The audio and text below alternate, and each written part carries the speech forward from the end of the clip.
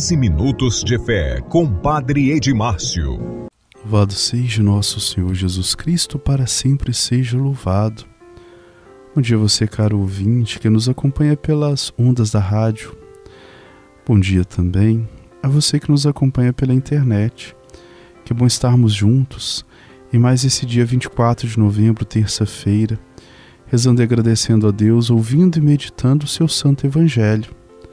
Nesse período que antecede o Natal, chamado Advento, o Evangelho nos ajuda a refletir sobre as realidades últimas do ser humano.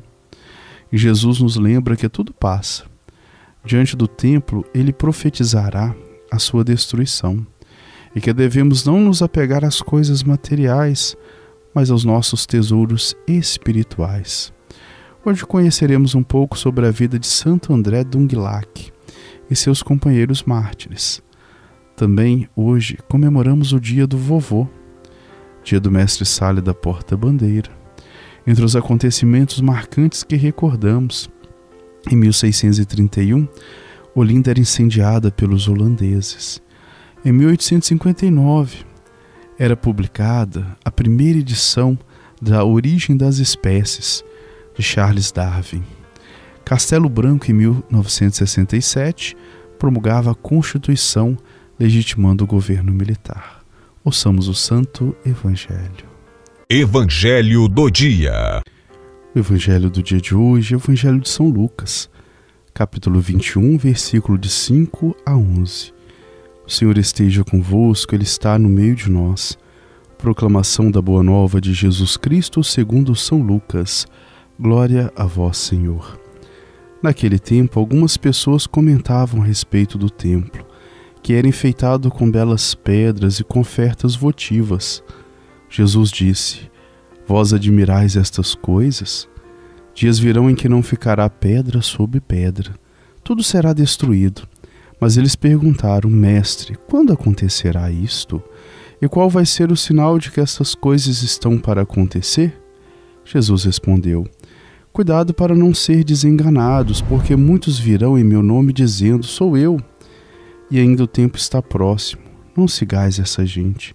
Quando ouvirdes falar de guerras e revoluções, não fiqueis apavorados. É preciso que essas coisas aconteçam primeiro, mas não será logo o fim. E Jesus continuou: Um povo se levantará contra outro povo, um país atacará outro país, haverá grandes terremotos. Fomes e pestes em muitos lugares, acontecerão coisas pavorosas, e grandes sinais serão vistos no céu. Palavra da salvação, glória a vós, Senhor. Queridos irmãos e irmãs, a liturgia de hoje, própria do fim do ano litúrgico, nos conduz a refletir sobre as realidades últimas, o fim de todas as coisas e o nosso próprio fim.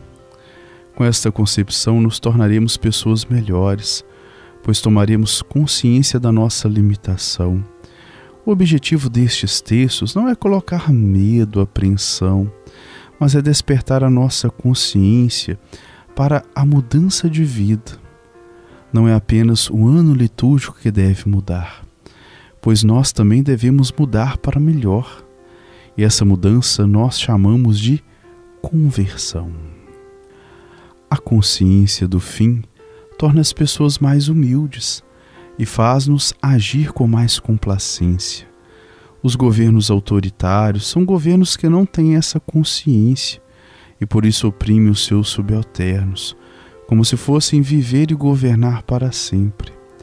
Ter noção da limitação do fim nos faz pessoas mais humanas, e esse é o objetivo da liturgia de hoje, nesta última semana do ano litúrgico.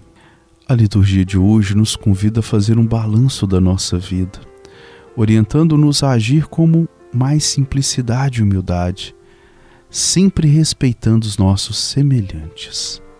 No Evangelho, Jesus vê as pessoas admiradas com a suntuosidade do templo, enfeitado com pedras preciosas, colunas gigantescas que davam ao templo a impressão de ser uma construção que parecia feita para durar eternamente.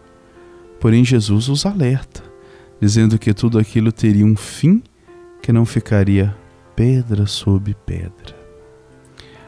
O alerta de Jesus desperta certa apreensão nas pessoas que querem saber se será logo o fim. Todavia não devemos nos preocupar com datas para o fim, pois o fim das coisas e pessoas não são coisas datadas. É algo que acontece num processo, assim como o ciclo da vida. Quanto menos esperamos, já estamos na velhice, sem retorno, e o que nos resta é a morte. Outros ainda morrem antes da velhice. O que se sabe é que o tempo se encarrega de pôr fim a tudo, como nos mostra a sabedoria humana. É para despertar essa consciência que a liturgia do fim do ano propõe textos bíblicos que falam de fim. Mas não devemos nos preocupar com a hora. O que importa é amar, é usufruir, é viver bem. Somente o amor é capaz de qualificar e justificar a nossa curta existência. Aos poucos, no decorrer da vida, vamos percebendo os sinais dos tempos, mas não será logo o fim, diz Jesus. Às vezes os sinais parecem muito cedo, na aurora da vida, apenas para nos alertar sobre os nossos limites, sobre o nosso fim. Aparecem os primeiros fios de cabelos brancos, as rugas, as limitações físicas. Ter consciência da morte nos torna mais ternos, mais humanos e menos arrogantes.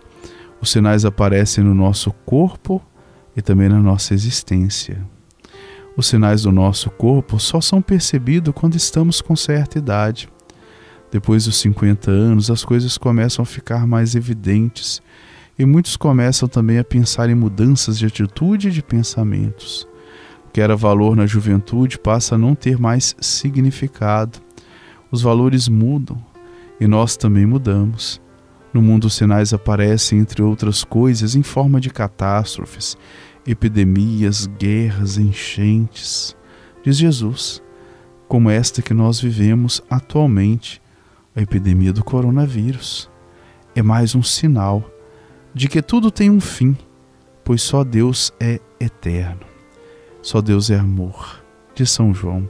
Se Deus é amor, logo o amor é eterno. Sendo assim, a única coisa que nos eterniza é amar. Dessa maneira, a liturgia de hoje é um convite ao amor. Devemos amar mais a nós mesmos, mais aos nossos irmãos e viver bem essa vida que Deus nos concede, pois não sabemos nem o dia e nem a hora que seremos chamados para prestar contas individualmente de nossa existência e também socialmente pela prática que vivemos em nossa vida. Que Deus nos ajude a viver bem e com entusiasmo. Esse deve ser o nosso propósito para o novo ano que logo vamos iniciar. Louvado seja nosso Senhor Jesus Cristo, para sempre seja louvado. Santo do Dia. O santo do dia de hoje é Santo André Dũng-Lạc e seus companheiros mártires. O Papa João Paulo II, em 1988, canonizou, na verdade, alguns dos muitos ousados na fé, que se encontram entre o período de 1830 até 1870. O Vietnã conheceu a boa nova de Jesus Cristo no século XVI e o acolheu em sua integridade. Então entregar-vos-ão à aflição, matar-vos-ão, sereis odiados por todos os pagãos por causa do meu nome, mas quem perseverar até o fim, este será salvo. Assim se encontra em Mateus 24, capítulo 9 a 13. Santo André Dũng-Lạc era de família pobre. Reconheceu a riqueza do dom sacerdotal e foi ordenado padre em 1823. Em meio às perseguições, desejava ardentemente testemunhar Jesus Cristo com martírio, pois dizia que aqueles que morreram pela fé sobem ao céu. Na Ásia iniciou-se grande perseguição aos cristãos, de 1625 a 1886. Os governantes tudo fizeram para despertar o ódio e a vingança contra a religião cristã, e aqueles que anunciavam o evangelho ou tornavam-se cristãos, Mas quanto mais os perseguiam, mais aumentava o fervor dos cristãos. Esse período culminou com a morte de 117 santos, sacerdotes, bispos, pais de famílias, jovens, crianças, catequistas, seminaristas, militares, todos estes mostrando a universalidade do chamado à santidade com o próprio sangue de suas vidas. Que esse testemunho bonito, ele também nos inspire a sermos testemunhas vivas, discípulos missionários do próprio Jesus. Santo André Dũng-Lạc e seus companheiros mártires, rogai por nós. Bênção final. O Senhor esteja convosco, Ele está no meio de nós. A nossa proteção está no nome do Senhor, que fez o céu e a terra. O Senhor Jesus Cristo esteja junto de nós para nos defender, dentro de nós para nos conservar, à frente de nós para nos guiar, atrás de nós para nos guardar, sobre nós para nos abençoar. Ele que com o Pai e o Espírito Santo vive e reina pelos séculos dos séculos. Amém. A bênção de Deus Todo-Poderoso, Ele que é Pai, Filho e Espírito Santo, desça sobre nós e permaneça para sempre. Amém. Tenhamos todos um ótimo dia e fiquemos em paz.